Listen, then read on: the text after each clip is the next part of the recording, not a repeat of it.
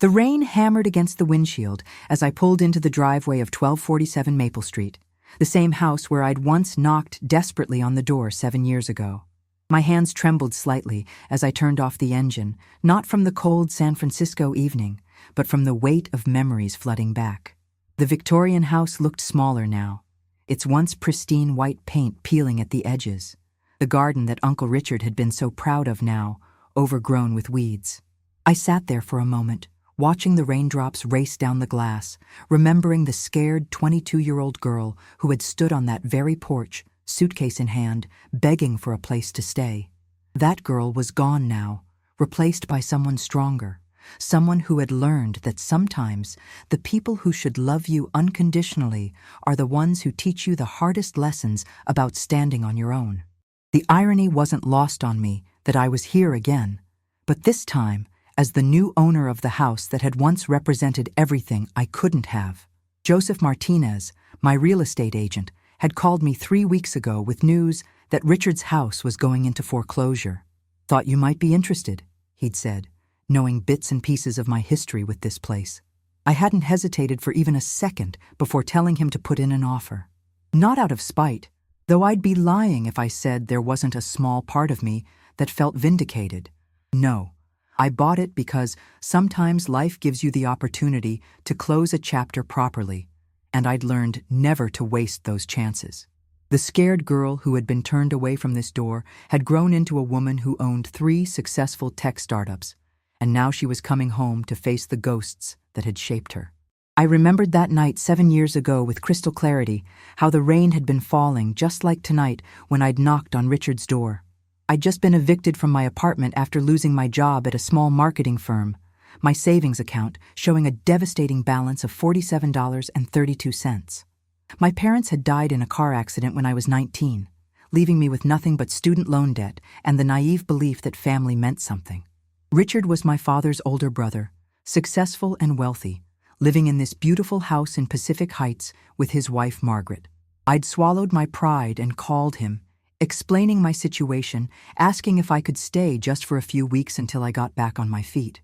His response had been cold, clinical, like he was rejecting a business proposal rather than turning away his own flesh and blood. "Jessica, I'm sorry, but Margaret and I have worked very hard for what we have," he'd said, his voice carrying that familiar tone of superiority that I remembered from family gatherings. "We can't be responsible for everyone else's poor life choices. You're young. You'll figure it out. Sometimes people need to hit rock bottom before they learn to swim." Those words had cut deeper than any physical wound ever could. I'd stood on his doorstep that night, watching through the window as he returned to his dinner party, laughing with his guests, while his niece stood outside in the rain with nowhere to go. The worst part wasn't even the rejection. It was the casual way he'd dismissed my desperation, as if my homelessness was nothing more than an inconvenience to his evening. I'd walked away from that house carrying more than just my suitcase. I'd carried the burning determination to never again be at the mercy of someone else's charity. The years that followed had been brutal, but transformative. I'd slept in my car for 2 months, showering at the gym and eating nothing but ramen noodles and whatever free food I could find at networking events. I'd taken any job I could get, waitressing, data entry, cleaning offices at night, while teaching myself coding and digital marketing through free online courses at the public library. Every rejection, every sleepless night in that cramped Honda Civic, every moment of doubt had been fuel for the fire that Richard had unknowingly lit inside me. I'd started my first company with $800 saved from tips, a simple app that helped small businesses manage their social media presence. When that sold for 6 figures 2 years later, I'd used the money to start my second venture, then my third. Each success had been a step further away from that desperate girl who had begged for help, and closer to the woman who could buy and sell houses like Richard's without thinking twice about the price tag. But success hadn't erased the pain of that night, and as I sat in my Tesla outside the house that had once represented everything I couldn't reach, I felt the familiar ache in my chest. Money couldn't buy back the family connection I'd lost, couldn't undo the lesson that blood doesn't always mean loyalty. I'd built an empire from nothing, surrounded myself with people who valued me for who I was rather than what I could provide, But there was still a part of me that wondered what my life might have been like if Richard had simply opened his door that night. Would I have become complacent, dependent, never discovering the strength I didn't know I possessed? Or would I have found my path anyway, with the support of family behind me instead of their rejection driving me forward?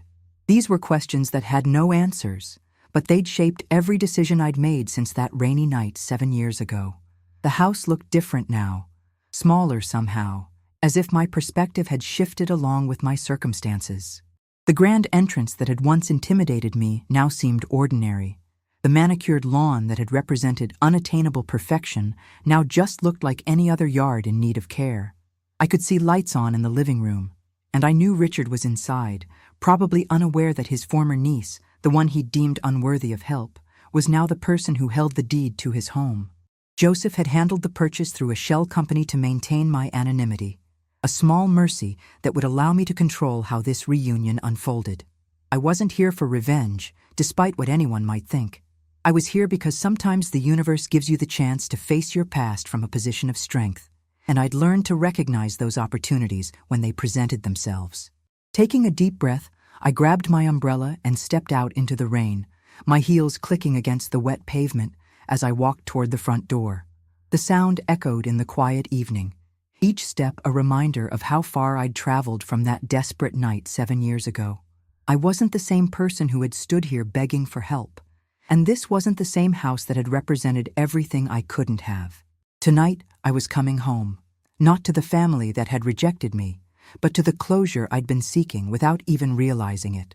The scared girl who had been turned away was about to face the man who had shaped her destiny, and for the first time in 7 years, I felt ready for whatever conversation was waiting behind that familiar door.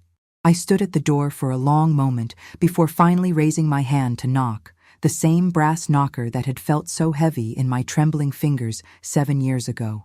The sound echoed through the house, and I could hear footsteps approaching, slower than I remembered, more hesitant. When the door opened, Richard stood there looking older, grayer, with lines around his eyes that spoke of stress and sleepless nights. For a moment, neither of us spoke, the recognition dawning slowly in his eyes as he tried to reconcile the successful woman standing before him with the desperate girl he'd turned away. He was wearing a faded sweater that I remembered from Christmas dinners past, but it hung looser on his frame now, as if he'd lost weight he couldn't afford to lose. The confident, dismissive man who had once looked down on me from this very doorway now seemed smaller, diminished by circumstances I was only beginning to understand. "Jessica?" His voice cracked slightly as he said my name, and I could see the confusion and perhaps a hint of fear in his eyes. He glanced past me as if expecting to see someone else, some explanation for why his estranged niece was standing on his doorstep on a rainy Tuesday evening. "What are you? How did you?" He struggled to form complete sentences, his usual composure nowhere to be found. I realized that in his mind, I was probably still that broke, desperate girl who had disappeared into the San Francisco night 7 years ago. He had no idea about my success, my companies, my transformation from victim to victor. To him, I was a ghost from a past he'd probably tried very hard to forget, a reminder of a decision that maybe hadn't sat as easily with his conscience as he'd pretended. "Hello, Uncle Richard," I said quietly, my voice steady despite the emotions churning inside me. "May I come in? We need to talk." I could see him hesitate, probably wondering if I was here to ask for money again, to dredge up old grievances, to make him face the consequences of his choices. The rain was getting heavier, and I pulled my coat tighter around me, not from the cold, but from the surreal nature of this moment.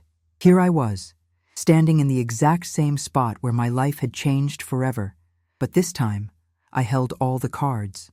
The power dynamic had shifted so completely that I almost felt sorry for the confusion I could see written across his weathered face. Almost, but not quite. Some lessons are too expensive to inspire immediate sympathy. He stepped aside reluctantly, and I walked into the foyer that had once seemed so grand and intimidating. Now I could see the signs of financial strain everywhere. The faded wallpaper, the missing artwork that had once adorned the walls, the general air of neglect that comes when people can no longer afford to maintain their lifestyle. The house felt hollow somehow, as if the life had been slowly draining out of it, along with Richard's bank account. I followed him into the living room, where I'd glimpsed that dinner party 7 years ago, the room where he'd returned to his guests after dismissing my desperate plea for help. The expensive furniture was still there, but it looked tired now, worn at the edges like everything else in this house that had once represented unattainable success. "I heard about Margaret," I said softly, noticing the absence of my aunt's presence in the house. Joseph had mentioned during our real estate discussions that she'd passed away from cancer 2 years ago, leaving Richard alone with mounting medical bills and a mortgage he could no longer afford. "I'm sorry for your loss." The words felt strange in my mouth, offering condolences to a man who had shown me no compassion when I'd needed it most.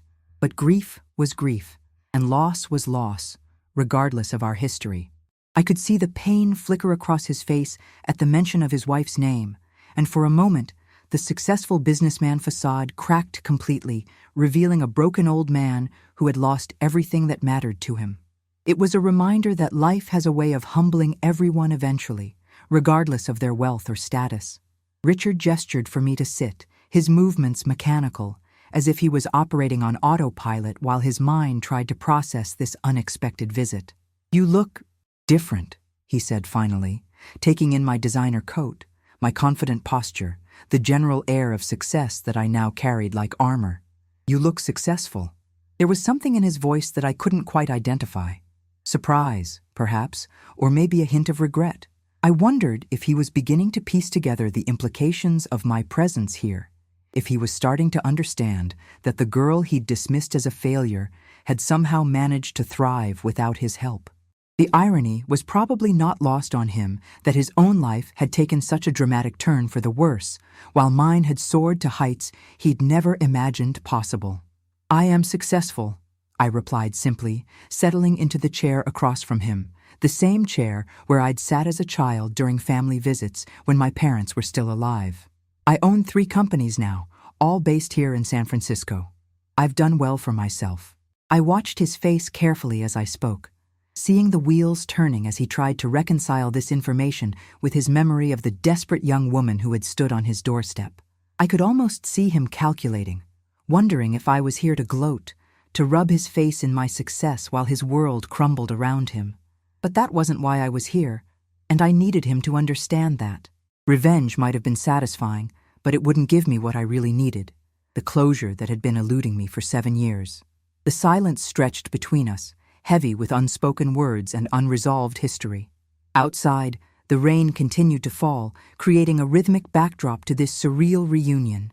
I could see Richard struggling with what to say, how to navigate this conversation with someone he'd wronged so profoundly. Part of me wanted to make him squirm, to let him wonder why I was here and what I wanted from him. But I'd learned that holding on to anger was like carrying a burning coal in your pocket. It only hurt the person carrying it. I was here to set down that coal, to finally close the door on this chapter of my life so I could move forward without the weight of unresolved pain. The scared girl who had been turned away from this house deserved that much, and the successful woman I'd become was finally strong enough to give it to her. "Richard," I began, my voice cutting through the uncomfortable silence that had settled between us like fog. "I need you to know that I didn't come here to hurt you, or to gloat about how my life turned out." I could see the tension in his shoulders ease slightly, though wariness remained in his eyes. "I came here because I have something to tell you, and I wanted you to hear it from me, directly, rather than finding out some other way." The words felt heavy on my tongue, weighted with 7 years of pain and growth, and the strange twist of fate that had brought me back to this house.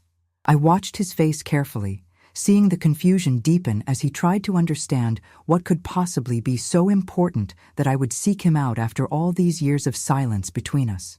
He leaned forward slightly, his hands clasped tightly in his lap, and I could see the tremor in his fingers that spoke of stress and age, and perhaps the medication he was taking for whatever health issues had compounded his financial troubles. "Jessica, if this is about that night 7 years ago, he started, but I held up my hand to stop him. I wasn't ready to hear his explanations or justifications, not yet. First, he needed to understand the full scope of what had happened since that night, the complete transformation that his rejection had set in motion. The girl he had turned away had become someone he never could have imagined, and the house that had once been his sanctuary was now mine. The irony was so complete it almost felt like fiction. 3 weeks ago, your house went into foreclosure, I said quietly, watching as the color drained from his face. The bank was ready to auction it off to the highest bidder. I paused, letting that information sink in, seeing the shame and defeat wash over his features. This house had been his pride and joy, the symbol of everything he'd worked for, and losing it was probably the final blow in a series of devastating losses. I put in an offer through my real estate agent, a cash offer above asking price. The words hung in the air between us like a confession, and I could see the exact moment when understanding dawned in his eyes. The shock was so complete that he actually gasped, his hand flying to his chest as if I'd physically struck him. You bought my house?" The words came out as barely a whisper, and I could see him struggling to process this information. "But how? Why would you?" He trailed off, unable to complete the thought, and I realized that in his mind, I was still that desperate girl with $47 to her name. The idea that I could casually purchase his $500,000 home was so far outside his understanding of who I was that he couldn't even formulate the question properly. I felt a strange mix of satisfaction and sadness watching him grapple with this reality. Satisfaction because the girl he'd dismissed as worthless had proven him so completely wrong, and sadness because this moment represented the final destruction of any possibility of family reconciliation. "I bought it because I could," I said simply, and the honesty of that statement seemed to hit him like a physical blow. "Because 7 years ago, you taught me that I couldn't depend on anyone but myself, and I learned that lesson very well." I could see tears forming in his eyes now, and part of me wanted to comfort him, to soften the blow somehow. But another part of me, the part that had slept in a car for 2 months because he wouldn't spare a guest room, needed him to understand the full weight of his choices. "I built my first company from nothing, Richard. From the $800 I saved eating ramen noodles and sleeping in my Honda Civic, I sold it for 6 figures, then started another one, then another. I'm worth more now than you ever were, even at your peak." The silence that followed was deafening, broken only by the sound of rain against the windows and Richard's labored breathing as he tried to absorb what I'd told him. I could see him replaying that night 7 years ago in his mind, probably wondering how different things might have been if he'd made a different choice, if he'd opened his door and his heart to a desperate family member instead of closing both. Would we be sitting here now as aunt and niece, celebrating my success together? Would he have been someone I turned to for advice as I built my empire, instead of someone I had to prove wrong?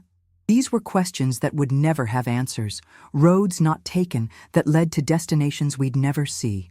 "I don't understand," he said finally, his voice thick with emotion. "If you're so successful, if you've done so well for yourself, why are you here? Why did you buy my house?" I could hear the desperation in his voice, the need to understand not just my motivations, but perhaps his own role in creating this situation. He was probably wondering if this was some elaborate form of revenge, if I planned to evict him immediately or humiliate him publicly. But revenge had never been my goal, even in my darkest moments. What I wanted was something much more complex and ultimately more healing than simple retribution. "Because," I said, standing up and walking to the window that overlooked the garden where I'd once played as a child during family gatherings, "sometimes life gives you the opportunity to come full circle, and I've learned to recognize those moments when they present themselves." I turned back to face him, seeing the confusion and fear still written across his weathered features. "I'm not here to throw you out, Richard. I'm not here to punish you or make you suffer. I'm here because that scared girl who stood on your doorstep 7 years ago deserves to face you from a position of strength, and the woman I've become is finally ready to have that conversation."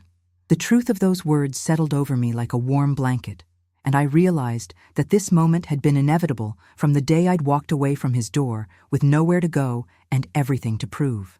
Richard's face crumpled as the full weight of my words hit him, and I watched 7 years of suppressed guilt finally surface in his eyes. "Jessica, I made a terrible mistake that night," he whispered, his voice breaking with emotion. I've thought about it every day since Margaret got sick, wondering where you were, if you'd ever forgive me. You did teach me a lesson, I replied, my voice steady despite the tears flowing down my cheeks. You taught me that I was stronger than I ever knew, that family isn't about blood, but about showing up when people need you most. I reached across to touch his hand, feeling the weight of 7 years beginning to lift from my shoulders. The weeks that followed our conversation were unlike anything I could have imagined when I first decided to buy Richard's house. We established a routine that felt both strange and natural. I would visit twice a week, sometimes bringing dinner, sometimes just sitting in the living room talking about everything we'd missed in each other's lives over the past 7 years. Richard told me about Margaret's battle with cancer, how the medical bills had slowly drained their savings, how he'd tried to keep up appearances even as everything crumbled around him. I shared stories of my companies, the late nights spent coding, the moment I realized I'd made my first million, and how success had felt hollow without family to share it with. These conversations were healing something in both of us, bridging a gap that had seemed impossible to cross just weeks before. It wasn't forgiveness exactly. Some wounds run too deep for that. But it was understanding, and sometimes understanding is more valuable than forgiveness. I decided to let Richard stay in the house for as long as he needed, rent-free, while he figured out his next steps. The gesture wasn't born from pity or guilt, but from a recognition that we were both trying to heal from the same wound, just from different sides. He used the time to get his health back on track, to grieve properly for Margaret without the constant stress of financial ruin hanging over his head. I watched him slowly transform from the broken man who had answered the door that rainy night into someone who resembled the uncle I'd once known and loved. He started volunteering at a local homeless shelter, and when I asked him why, he said it was because he finally understood what it felt like to have nowhere to go. The irony wasn't lost on either of us, but it felt like redemption rather than punishment. Sometimes the best way to heal from causing pain is to dedicate yourself to preventing others from experiencing that same pain. One evening, as we sat in the garden he'd once been so proud of, now restored to its former beauty with the help of a landscaping crew I'd hired, Richard asked me something that caught me completely off guard. "Do you think your father would be proud of who you've become?" he asked, his voice soft with genuine curiosity, rather than the judgment I might have expected years earlier. The question hit me harder than I'd anticipated, bringing tears to my eyes as I thought about my parents and how much I missed having them witness my journey. "I think he'd be proud that I survived," I said finally. "But I think he'd be even more proud that I'm learning to forgive." Richard nodded slowly, understanding the weight of what I was saying. My father had always believed in second chances, in the power of family to overcome any obstacle, and maybe this strange reconciliation was his influence reaching across the years to heal what had been broken. The real turning point came when Richard asked if he could help with one of my companies, offering his decades of business experience to support the empire I'd built from nothing. At first, I was skeptical. The wounds were still too fresh, the power dynamic still too complicated. But as we worked together on a particularly challenging project, I realized that his expertise was exactly what my newest venture needed, and his genuine desire to contribute to my success felt like the apology he'd never quite been able to put into words.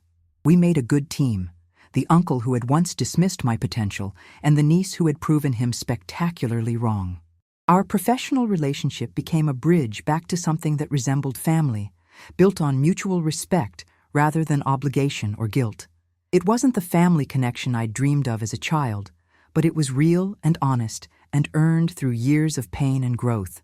6 months after that first rainy night when I'd knocked on his door as the new owner of his house, Richard and I stood in the same garden where I'd played as a child, watching the sunset paint the San Francisco sky in shades of gold and pink. "I can never undo what I did to you," he said quietly, his voice carrying the weight of genuine remorse. "But I want you to know that watching you succeed, seeing the incredible woman you've become, has been the greatest privilege of my life." I looked at him, this man who had shaped my destiny in ways he never intended, and realized that forgiveness wasn't something you gave all at once. It was something you chose every day, in small moments and quiet conversations.